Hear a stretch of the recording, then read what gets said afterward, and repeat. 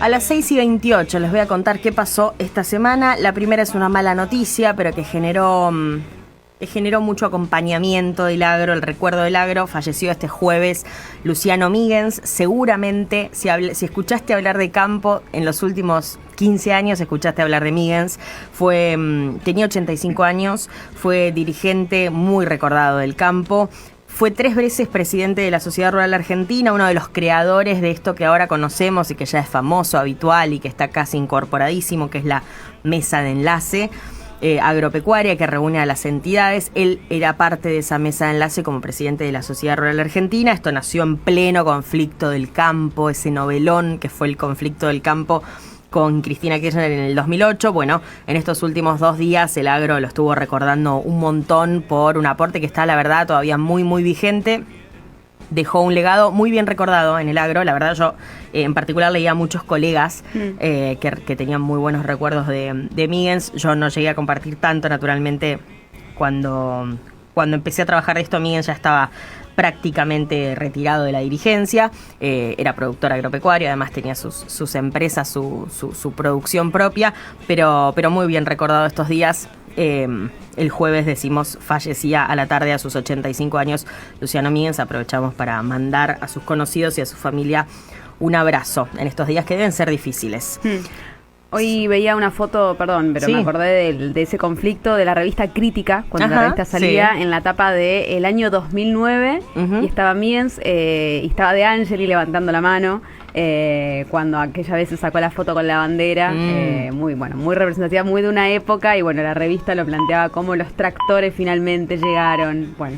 Era todo como una prosa de esos años. Sí, esos dirigentes quedarán muy, muy recordados. Son nombres que todos nos acordamos. Bueno, segunda cosa, es algo de lo que vamos a hablar más tarde y que yo adelantaba, lo que está pasando por un lado en Lincoln, por otro lado en la provincia de Buenos Aires, por otro lado a nivel nacional. ¿De qué hablo? Tasas, impuestos provinciales, el reclamo de los productores en todas partes.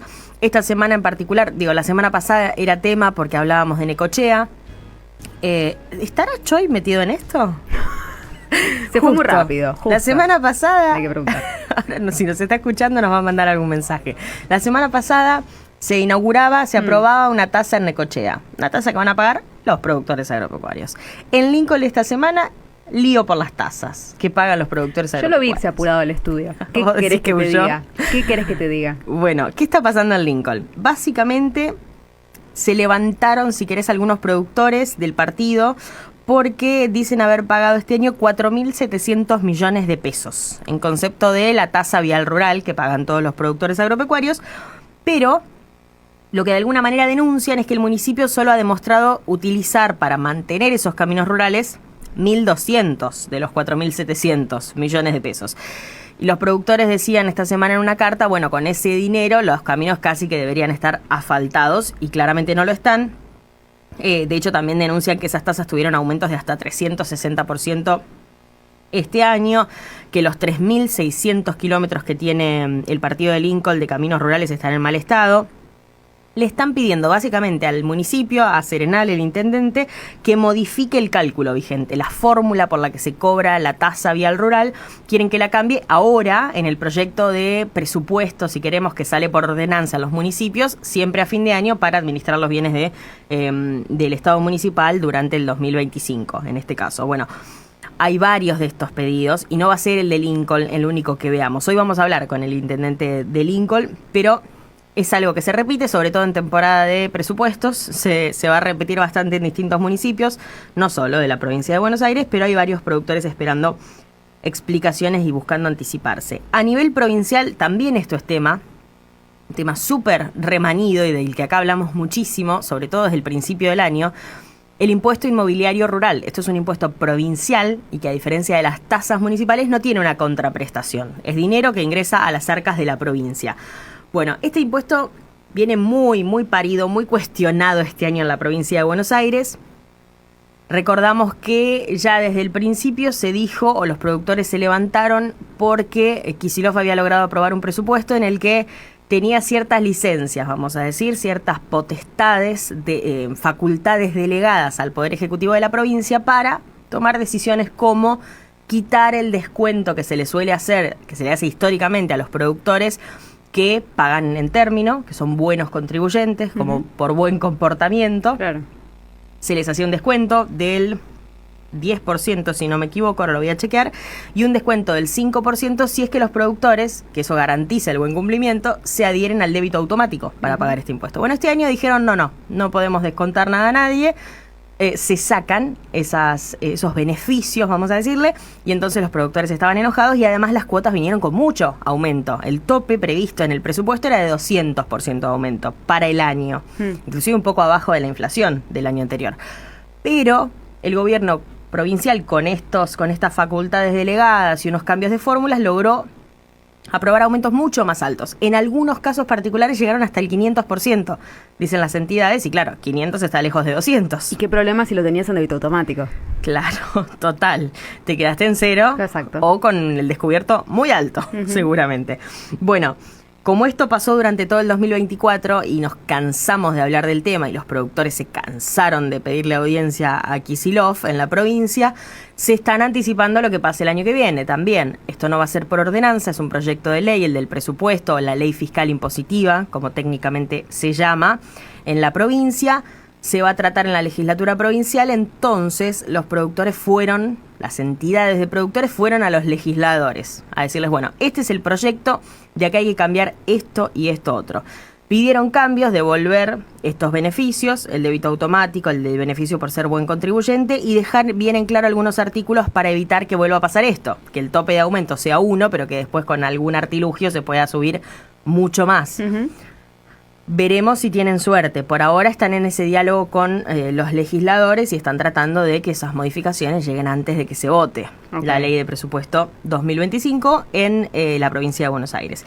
Y en las últimas horas la mesa de enlace hizo como una acción conjunta a nivel nacional, que yo lo ato a esto, por supuesto, porque son los temas de impuestos que han estado en agenda.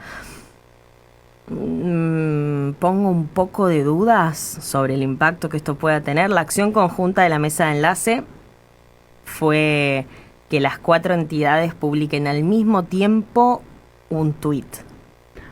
¡Wow! Lo voy a leer. Los integrantes de la Comisión de Enlace de Entidades Agropecuarias reiteramos. El camino no es seguir aumentando la carga fiscal sobre los productores. #basta de impuestos. Instamos a todos los gobiernos y legisladores que en estos días están discutiendo los presupuestos locales, provinciales, nacionales, a que no busquen subsanar las cuentas aumentando la presión a los productores. #basta de impuestos.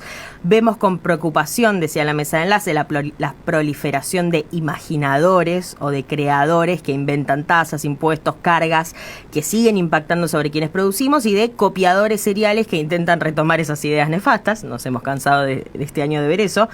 Nos preocupan, decían las entidades, que ejemplos como las nuevas cargas que busca imponer Necochea se imiten por otros municipios, legislaturas, porque en vez de copiar las buenas iniciativas, replican las sobrecargas. Todo eso genera sobrecarga y más presión sobre un sector que ya está asfixiado. Por eso pedimos responsabilidad y cuidado. El camino es que eliminen los gastos superfluos o los privilegios de algunos pocos, no que nos sigan castigando a los que producimos. Y cerraban con el #basta de impuestos.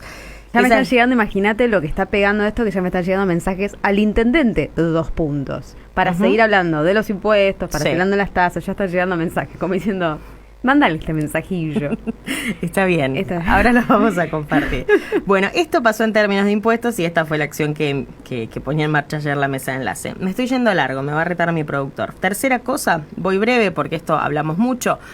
El gobierno tiene la mirada fija en achicar algunos organismos, y entre esos organismos está el Instituto Nacional de Tecnología Agropecuaria, lo conocemos todos como INTA.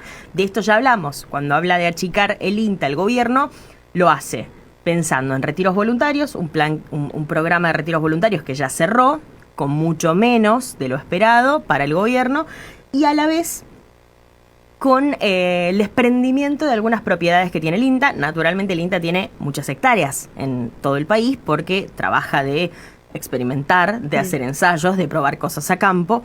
Para eso tiene un montón de agrónomos en el staff. Pero había un edificio que venía siendo tema, que es el edificio que tiene el INTA en la calle Cerviño, acá en la ciudad de Buenos Aires.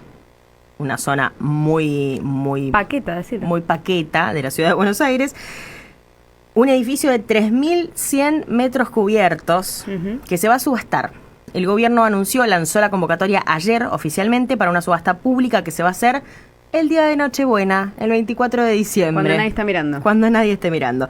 Hay fecha límite para inscribirse a esa subasta pública, que es hasta el 9 de diciembre. El valor de base para la subasta, $6.300.000. Recordemos que ese edificio tenía como unos fines más administrativos. Estaba la sede de Argeninta y de Intea. Había como ahí unos... porque digo, era como... Yo siempre pasaba... Es un edificio de oficinas. Claro, yo siempre pasaba por ahí y decía, habrá científicos aquí adentro, y en realidad no están ahí, pero sí hay, bueno, había por supuesto muchos trabajadores y las bases de estos dos organismos.